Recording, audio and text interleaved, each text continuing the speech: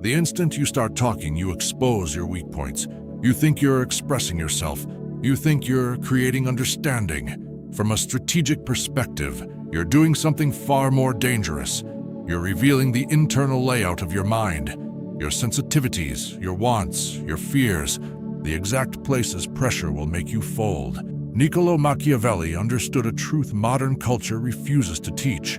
The most threatening individual in any room is never the loudest one. It's never the person arguing hardest or demanding to be heard. It's the one who stays quiet, the one who watches while others explain themselves, the one who listens while others confess, the one who gathers information while everyone else bleeds it, while others fight to be understood. The silent observer is learning how they think, what they fear, and how easily they can be moved.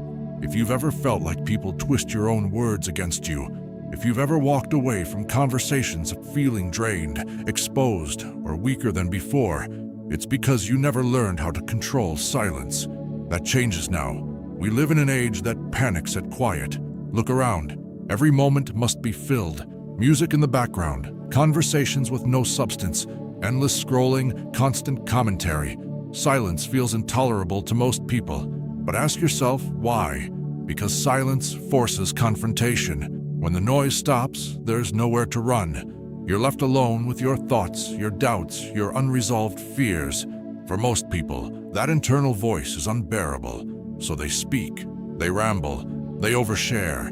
They talk about politics, their problems, their opinions, anything to avoid stillness, anything to feel seen. Here's the uncomfortable reality.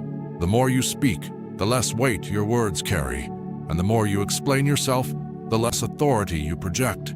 Machiavelli observed that people judge far more with their eyes than with understanding. Everyone sees what you appear to be. Very few grasp who you actually are. When you speak constantly, you become familiar, predictable, common, and in any system, economic, social, psychological, abundance reduces value. Words that are everywhere are worth nothing, but the person who speaks sparingly, who treats words like a limited resource, when they finally speak, attention sharpens. The room recalibrates. People listen differently.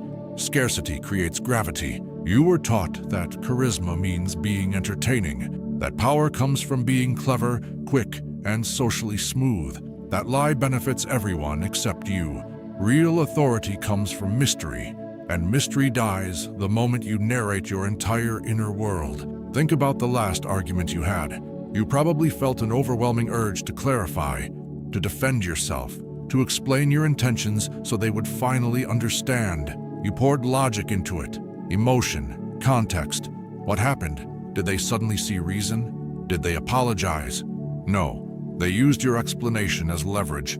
They took your vulnerability and sharpened it into a weapon. Machiavelli warned against exposing intent for this exact reason. When someone knows what you want, they know how to control you. If they know you crave approval, they withhold it. If they know you fear abandonment, they threaten distance. If they know what hurts you, they aim there.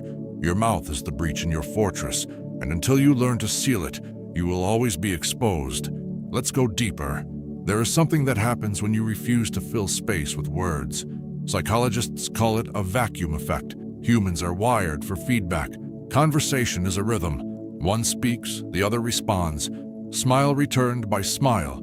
Statement met with affirmation. When you break that rhythm, discomfort appears.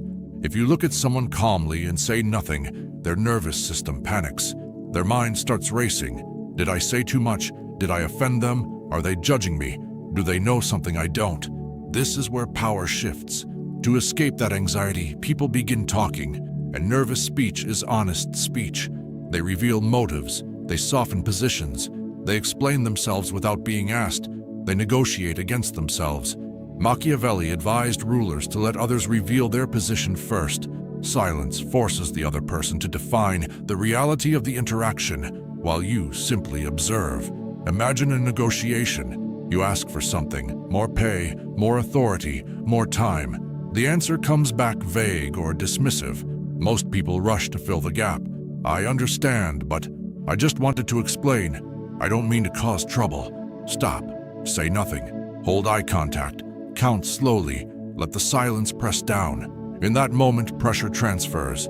The other person feels it. They start recalculating. Often they break first. Maybe we can revisit this. Perhaps there's another option. We could structure it differently. You just gained ground without speaking a word. This is not passive silence. It is applied force. But to use it, you must tolerate tension. Most people can't. They would rather sabotage their own position than endure awkwardness. That instinct, to smooth things over, to be liked, is the very thing that keeps you powerless. The Machiavellian mindset does not prioritize comfort. It prioritizes effectiveness, and silence does the work for you. Now, let's address the habit that drains your authority faster than anything else. Justify, argue, defend, explain. Every time someone questions you, criticizes you, or even looks at you the wrong way, your reflex is to explain yourself. I didn't mean it like that. I was just trying to help. The reason I was late was... Listen to the tone. It's the tone of someone on trial. When you explain yourself, you grant the other person the role of judge. You silently accept that they have the right to evaluate you. A ruler does not justify existence. A commander does not argue orders. Machiavelli understood appearances rule reality, and nothing signals uncertainty faster than excessive explanation. Strength is brief. If you make a mistake, acknowledge it, correct it, move on. I was wrong, it's fixed. That's authority. I was wrong because I was tired and traffic was bad, and that's collapse. The more words you stack beneath your actions, the less stable they appear. Like scaffolding holding up a weak structure, silence lets character stand on its own. This goes against how you were raised. You were taught to be polite, to soften edges, to avoid friction. But politeness, when misused, is submission wearing a suit. Try this for 1 week. When someone asks why you did something, answer once, or not at all, because I chose to, or simply stop speaking.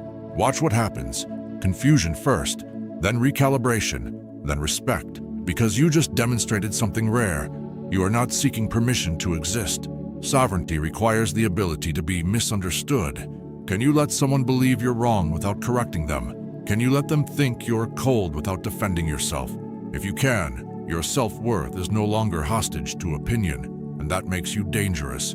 In every form of conflict, business, relationships, social life, information is the real currency. Whoever knows more controls the direction. Whoever reveals more becomes predictable. Machiavelli understood this long before data and surveillance. He knew that the fox survives by staying unreadable. When you talk too much, you illuminate your position. You show where you stand, what you want, what scares you, and what you can't afford to lose. You think you're being honest. In reality, you're broadcasting coordinates. Every detail you share becomes leverage in someone else's hands. You complain about your boss. Now your coworkers have ammunition. You vent about your relationship. Now outsiders have opinions and influence. You announce your next move. Now resistance forms before you even begin. You call it openness. A strategist calls it exposure. Power requires information asymmetry. You know more about others than they know about you. How do you build that? By asking questions, by listening, by redirecting attention away from yourself. When someone asks, "What have you been up to?" the amateur reports everything. The strategist answers lightly, then pivots. "Staying busy. How's that project you mentioned going?" People love to talk about themselves. Let them. They'll walk away thinking you're fascinating while learning nothing about you. This creates fog, and fog is protection. When people don't know your plans, they can't sabotage them. When they don't know your fears, they can't exploit them. When they don't know your desires, they can't control you with rewards or threats. Ambiguity makes others uneasy, and uneasy people project. They assume you're more capable than you are, more connected, more prepared. Let them. Never rush to correct assumptions that work in your favor. This isn't deception, it's discretion. Privacy is power, especially in a world addicted to oversharing. There is also a cost to noise few people talk about. Energy. Talking drains you. Explaining exhausts you. Performing for approval burns fuel you never recover. Think about how often you leave conversations depleted, not because they were difficult, but because you were managing perceptions. Smiling on cue, filling silence, keeping others comfortable. That's energy theft. Silence seals the leaks.